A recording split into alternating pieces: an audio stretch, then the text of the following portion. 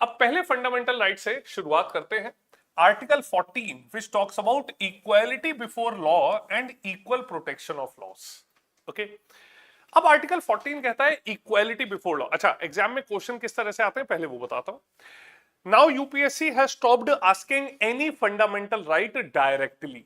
Okay, तो चाहे आपका एनडीए का एग्जाम हो चाहे सीडीएस का एग्जाम हो, डायरेक्ट वो ये नहीं पूछा कि बता दो आर्टिकल 14 में क्या है या इनमें से कौन सी चीज आर्टिकल 14 में, या match the following. They are not asking like this. Okay, they have started asking the exceptions of those fundamental rights. ठीक है, कि इनमें से कौन सी चीज फंडामेंटल राइट आर्टिकल 14 में कवर नहीं होगी। ठीक, so article 14 of the constitution, it basically says that every individual, okay, shall have the right to be equal before the law and equal protection of that individual's laws shall be ensured by the constitution। ठीक, साधारण भाषा में हमारा संविधान यह ensure करता है कि कानून की नजरों में सब बराबर हैं। Okay, so this principle has talked about two major principles. Okay, first principle is equality before law and second principle is equal protection of laws. Okay, now both of these things, they convey one thing, that law in India is supreme. Okay, so western concept में कई बार एक Latin term का इस्तेमाल किया जाता था, rex lex. Okay, rex lex. Okay, but India में principle आया lex rex. Okay, lex rex means that it is the law which is supreme. Okay, it is not the law makers who are supreme. Okay, कानून बनाने वाला बड़ा नहीं है भारत में, कानून जो है वो बड़ा है। कानून कौन बना रहा है? Parliamentarians are making the law, but it does not mean that that law will not be made applicable to them। ऐसा नहीं है कि उन्होंने कानून बना दिया उनके ऊपर लागू नहीं होगा। Okay, that will be applicable across all the citizens of India. ठीक, अब यहां पर बोला गया that state shall not deny to any person equality before laws and equal protection of laws. ठीक है, यह सरकार की जिम्मेदारी है इंश्योर करना कि हर कानून सभी व्यक्तियों के लिए बराबर रखा जाए। ठीक है, और हर व्यक्ति के कानून को, अधिकारों को समान तौर पर सुरक्षित रखा जाए। Clear? So it will be the responsibility of the state to ensure that every individual's rights shall be protected equally. Okay, second, no person can be punished or made to suffer in body or in goods except for violation of a law. Clear? किसी व्यक्ति को किसी भी प्रकार से तब punish नहीं किया जा सकता अगर उसने किसी लॉ का वायलेशन नहीं किया है। Clear? So it has to be something substantiate that happens, that then only an individual can be punished. Okay. Now all persons are subjected to the ordinary law of the land. Clear? तो कोई भी बड़ा हो, छोटा हो, अमीर हो, गरीब हो, कानून सबके लिए बराबर है। और ये तीन प्रिंसिपल रखते हैं: rule of law, equality before law and equal protection of loss. Clear? But the constitution also comes up with a few exceptions to this. Okay, कोई बता सकता है कि आर्टिकल 14 में what all are the exceptions given? कोई ऐसा व्यक्ति के जी नहीं भाई ये कानून इस पे लागू नहीं होता। भाई मैं तो ऑर्डिनरी बात करता हूं, इमरजेंसी में कौन सा कानून किस पे लागू नहीं होता? नहीं भाई, सब लागू होते हैं।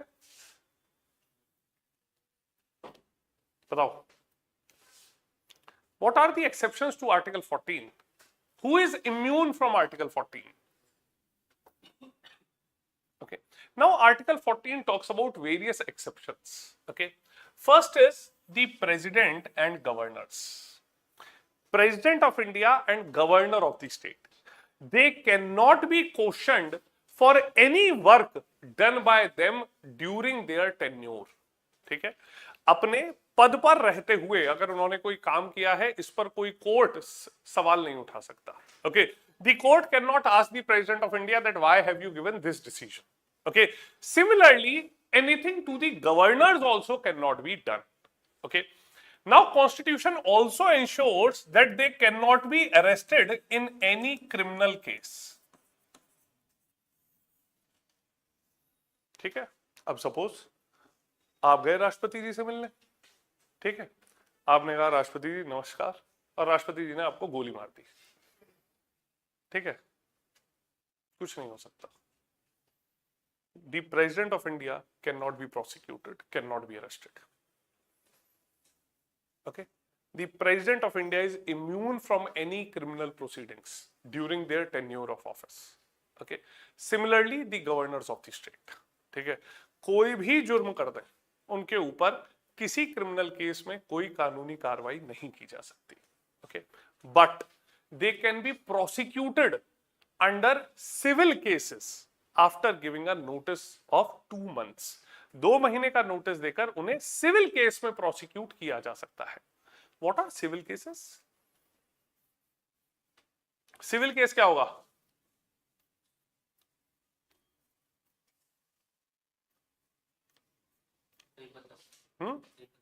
अरे ये तो मुझे भी पता है कि नहीं पता किसी को, फिर भी उम्मीद कर रहा हूं कि एक आध तो कुछ बताओगे। Civil cases, there are only 4 cases which can be categorized under civil cases: marriage, divorce, adoption, inheritance। ठीक है, ये 4 चीजें जो हैं ये सिविल लॉज में आती हैं, बाकी सब क्रिमिनल है। ठीक है, अगर इनके ऊपर किसी सिविल केस में कोई भी कानूनी कार्रवाई करनी है,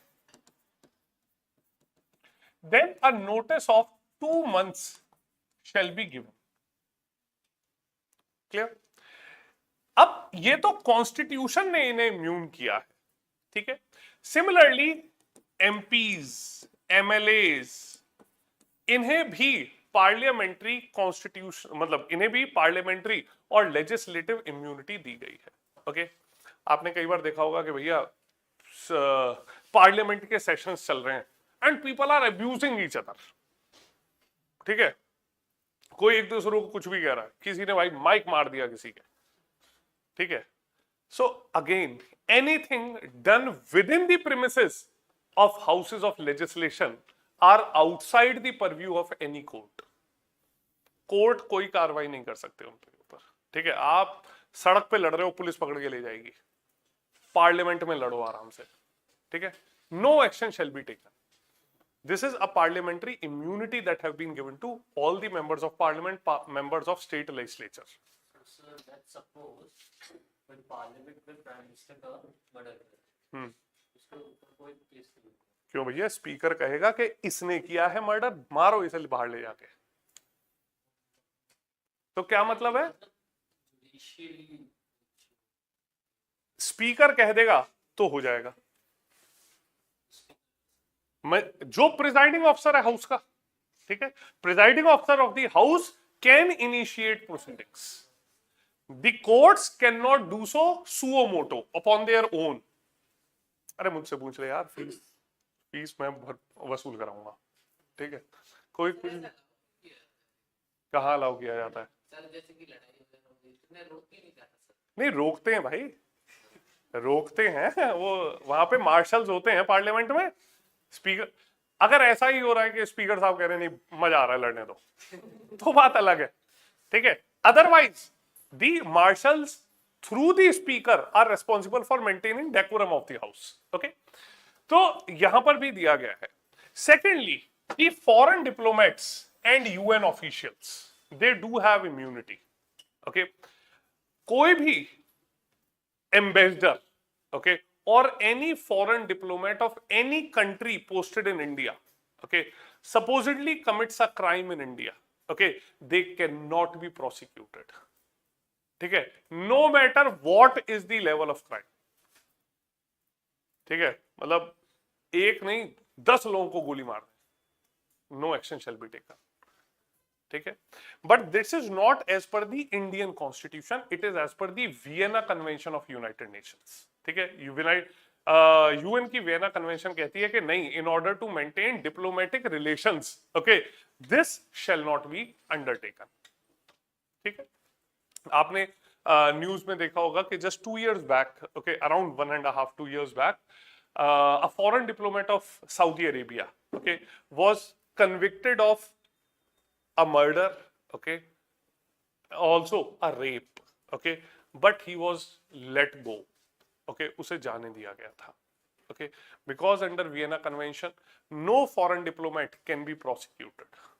Okay, similarly, एक Indian diplomat So isn't this a problem? Is it to public security? This is a concerning issue about the public security. Like आप कुछ भी करो, आप कुछ नहीं होगा, कोई भी आ गया, वो president आके बदला लेने के लिए मार देते। किसे मारेगा president? नहीं मतलब मैं generally कह रही हूँ कि नहीं, generally, let us take an example. Let us take an example.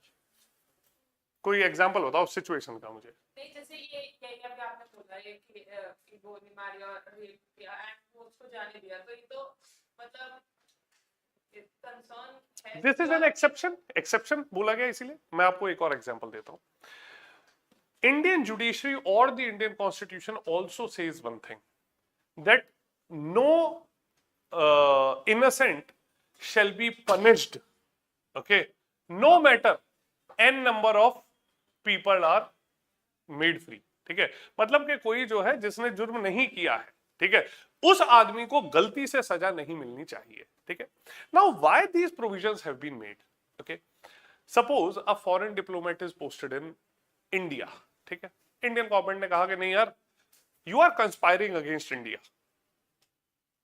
ठीक है, तो इसे पकड़ो, जेल में डाल दो। ठीक है, अब आप सोचोगे सर सही बात तो है अगर कंस्पिरेसी कह रहा है। Just take it another example, a foreign diplomat posted in Pakistan, Indian diplomat posted in Pakistan. ठीक है, पाकिस्तान में वो बेचारे गए थे, उन्हें पकड़ लिया कि नहीं ये तो कंस्पिरेसी कर रहे हैं। ठीक है, so the laws are made keeping in mind that they should not be exploited.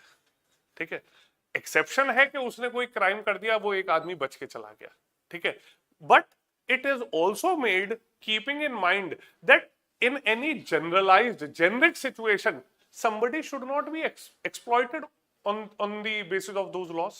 okay, so इसलिए इंश्योर किया गया, thus these are exceptions। okay, अच्छा ऐसा भी नहीं है इंडिया में एक्शन नहीं लिया जा सकता, but internationally in the international courts, okay, they can be prosecuted, okay, provided the country takes up the matter। Okay, so ये डिप्लोमेटिक रिलेशंस और इंटरनेशनल रिलेशंस को स्टेबल रखने के लिए these provisions have been made. Clear?